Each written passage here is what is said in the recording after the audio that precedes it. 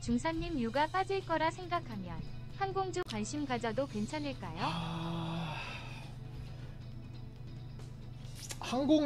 항공주들이 지금, 자 일단 대한항공 볼게요. 유가하고 당연히 상관관계가 있긴 한데,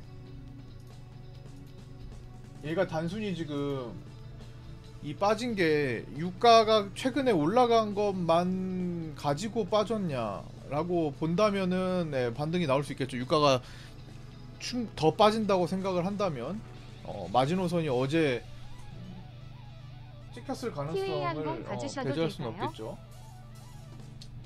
항공주를 전체적으로 한번 볼게요. 항공주에 대한 생각을 해볼 만하잖아요, 지금 유가 때문에. 근데 얘가 지금 딱 시점을 보면은 다시 선물 좀 돌아서네. 얘가 지금 시점을 보면은 딱 유가가 원유 가격이 상승하기 시작한 시점부터 밀렸죠. 시장도 안 좋았긴 하지만 다른 종목도 볼게요. 아시아나항공 도 마찬가지고, TA항공은 조금 개별 소형 주로 조금 변수가 있는데, 얘는 어쨌든 지금 유가 상승 시기에 직격탄을 좀 맞았습니다. 그러면서 최근에 그 관광객들이 늘어나는 것도 영향을 거의 못 받았어요.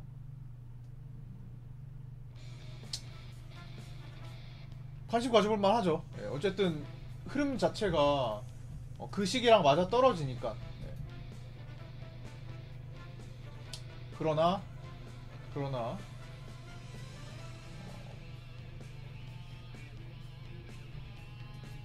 결국에는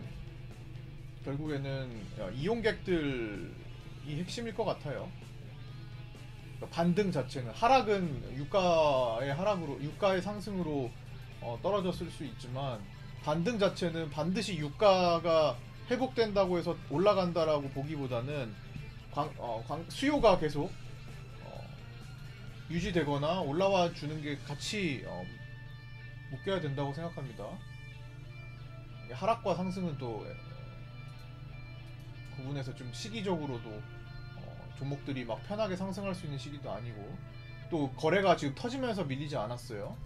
마지막에 대부분 막 엄청 대한항공은 좀 거래가 나오긴 했는데 전반적으로 막 쏟아지면서 밀지는 못했습니다. 물갈이는 제대로 못했어요.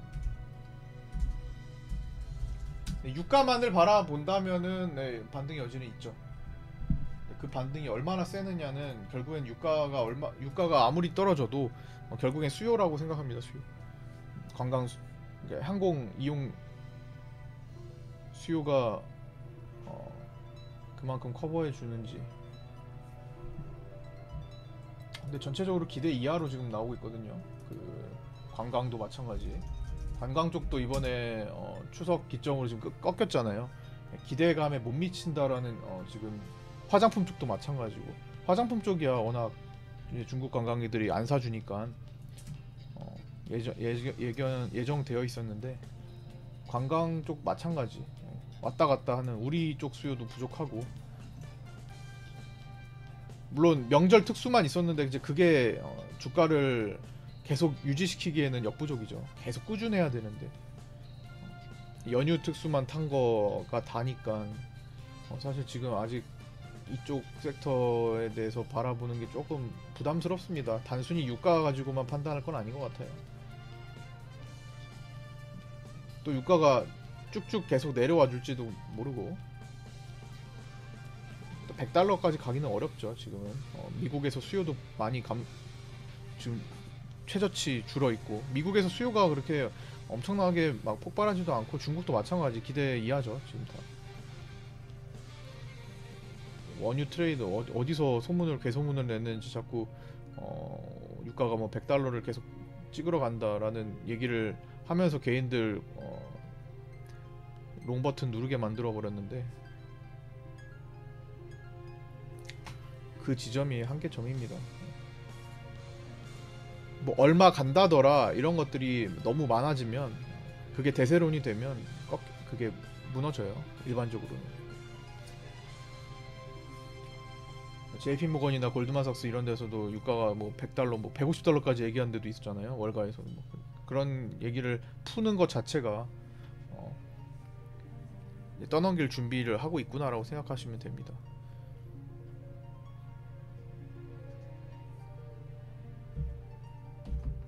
그들은 이야기를 풀어서 개인들한테 전달시키는 역할을 하니까.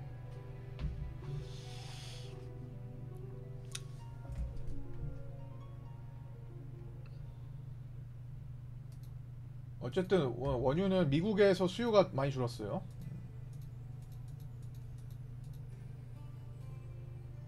감사합니다. 수요가 많이 줄었습니다. 이게 여행 수요가 폭발하기가 어려운 환경이잖아요. 이제 뭐 지금 금리 인상, 고금리가 계속되면서 이제 경기 침체 우려가 생기고 하면 사람들이 지갑을 점점 닫는 시기가 되는데, 뭐 이런 연휴 특수 때 잠깐 반짝이는 거 가지고는 조금 힘들죠.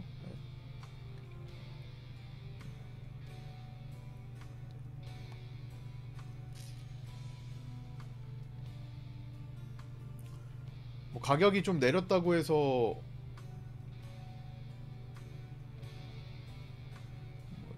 해외여행을 많이 갈까? 물론 코로나 때 보다는 늘었죠. 당연히 이제 뭐 억눌려 있던 게 이제 폭발하면서 이제 그것도 어느 정도 이제 진정이 되었으니까.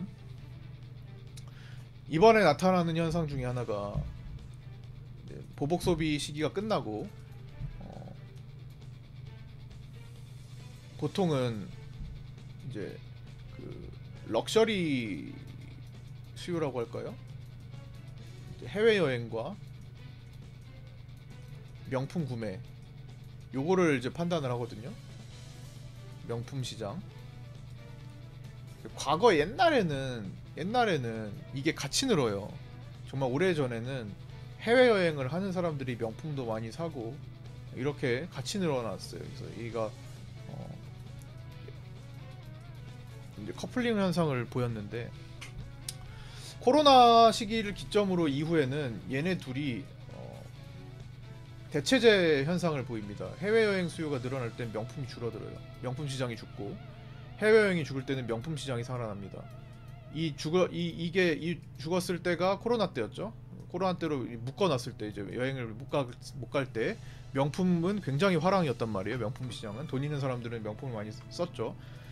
근데 지금 이제 코로나 끝나고 이제 해외 여행을 할 수 있을 때 이제 이게 일시적으로 폭발했는데, 그때 명품 시장이 확 죽었어요. 대체제로서 지금 나타나고 있다라는 거예요. 완전히 과거와는 달라진 소비 패턴입니다. 그런데 여기서 지금 어떤 현상이 나타나고 있냐면요, 점점 고금리가 지속되니까 이제 둘 다 죽어버려요. 지금 심각한 현상이죠. 사실은 어떻게 보면 완전히 달라지고 있는 거예요. 대체제로서의 역할을 하고 있다가 이제는 커플링을 안 좋은 쪽으로, 둘 다 축소하는 쪽으로 지금 진행이 되고 있다라는 거죠.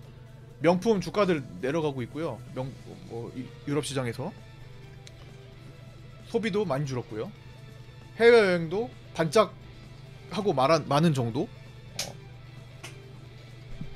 항공 수요도 이런 상태가 됩니다. 침체죠, 침체. 단순히 유가만을 바라보고 항공주를 투자하기에는 조금 부담스럽죠.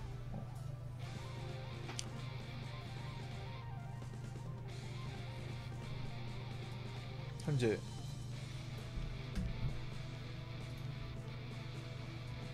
소비 위축이 이렇게 일어나고 있다.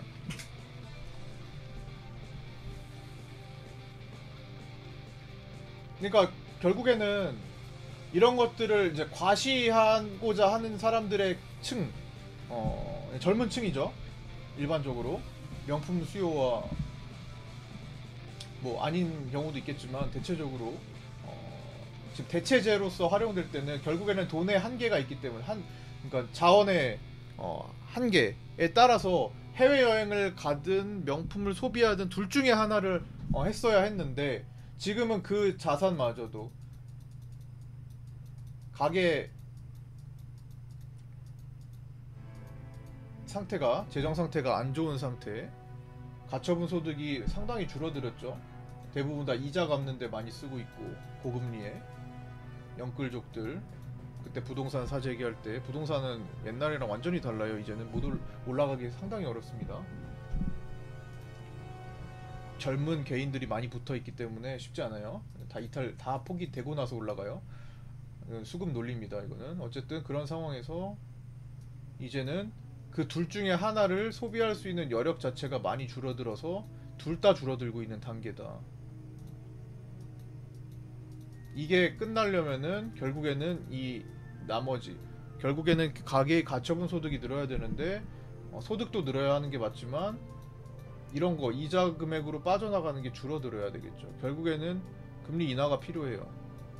저런 게 돌아올 때까지는. 그러니까 지금 고금리가 언제까지 지속될지 모르는 상황에서 지갑을 닫고 있는 과정이기 때문에 선제적으로 저점이다라고 판단하면서 들어가기가 조금 부담스럽습니다. 물론 가장 어두울 때 매수를 해둬야 좋은 가격에서 잡을 수 있는 것은 맞아요. 근데 지금이 가장 어두운지 어떻게 아느냐라는 거죠. 지금이 어두워지고 있는 과정이라면 아직 최고로 어두운 단계는 아니기 때문에 굳이 지금 선제적으로 먼저 뛰어들 필요까지는 없다라고 생각합니다. 김태수님 의견에는 김태수님의 질문 이제 올려주신 관점을 이제 제 관점으로 풀어보자면 그렇게 말씀을 드릴 수 있고요.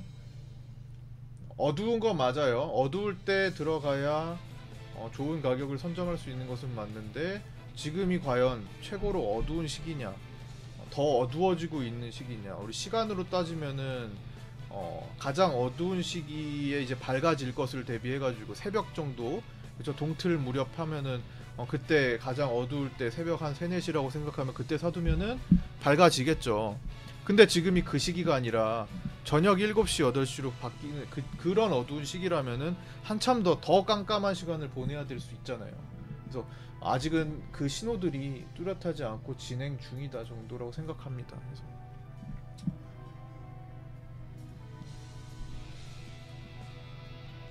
답변 되셨을까요?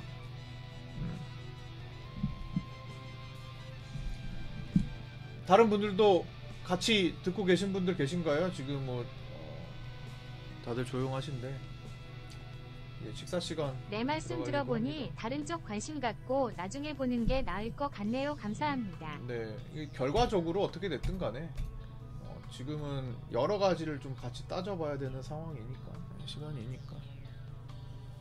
있어요. 소비력이 상당히 줄었어요, 진짜. 여러분들 스스로, 저 또한 그렇고 모두가 다 그럴 거예요. 지금 이제 개개인들이 좀 여유 자금으로 뭔가를 하려고 하는 그런 것들이 되게 많이 줄어 있잖아요. 위축돼 있잖아요, 뭐든지. 그게 바로 지금과 같은 방금 말씀드렸던 명품 소비나 필수제가 아닌 것들, 살아가는 데 있어서 필수가 아닌 것들이 대폭 줄어들고 있다라는 거죠. 유럽에서 지금 명품 주가들 지금 다 박살나고 있습니다. 최근에 대부분 다 유럽 시장에 있으니까 명품들은.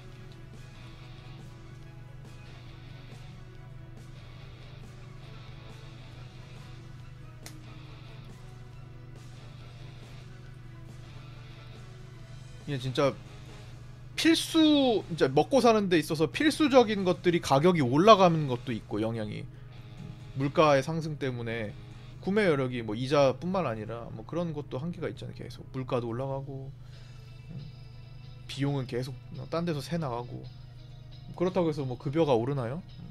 그러지도 않은 상황이고, 자산 가치도 자산도 주식 시장이 지금 좋지 않고 부동산도 꺾여 있고, 이런 자산들도 안 좋으니까 소비를 줄이는 게 맞는 건데, 소비와 영향이 직결된 그런 섹터들은 아직은 조금 이르다라는 생각을 합니다. 금리 인하가 생각되는 시기쯤에 맞춰가지고 들어가면은 저점을 잡을 수는 있어요.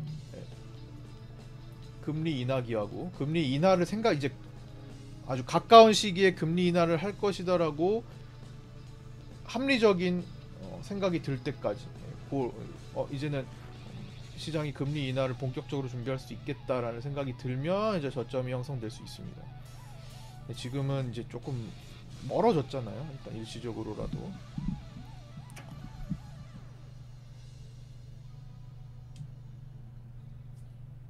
시장이 생각했던 것보다 더 딜레이가 됐기 때문에. 물론 뭐 어제 이제 미국에서 고용이 축소된 것 자체도 이제 금리 인하의 가능성을 앞당기고 있는 거긴 한데 그거 하나로는 좀 역부족이고 워낙 지표들이 왔다 갔다 해주고 있으니까. 그래서 반등이 나온 거고 어제는.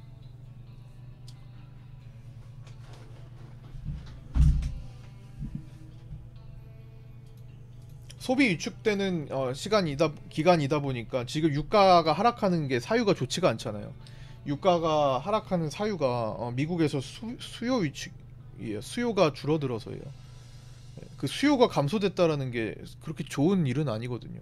유가가 하락하는 사유가 썩 긍정적이진 못해요. 물량을 대폭 공급해가지고 줄어드는 게 아니에요. 수요가 많아서 수요가 넘쳐나가지고 물량을 더 공급시켜가지고 다운시키는 게 아니잖아요. 물량을 풀지는 않는 상태에서 수요가 줄어들어서 떨어지는 거예요. 좋지 않은 시그널이죠. 수요가 왜 줄었냐를 생각해보면은.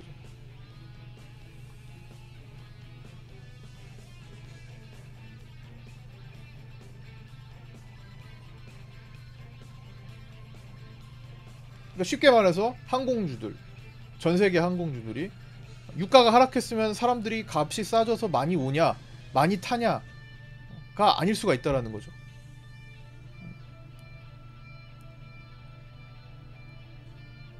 그거 가격 내려도 수요가 그만큼 기대한 것만큼 올라가지 못한다라는 생각 지금은 일단 시장이 하고 있다라는 겁니다. 가격이 변동할 때도 어떤 사유로 변동하는지도 따져보는 것도 중요해요. 유가가 상승하고 하락하는데 왜 상승하고 왜 하락했냐, 주된 원인이 뭔가 에 따라서 그걸 활용할 수 있냐 없냐가 나오겠죠. 자, 식사할까요? 네. 식사들 맛있게 하시고요.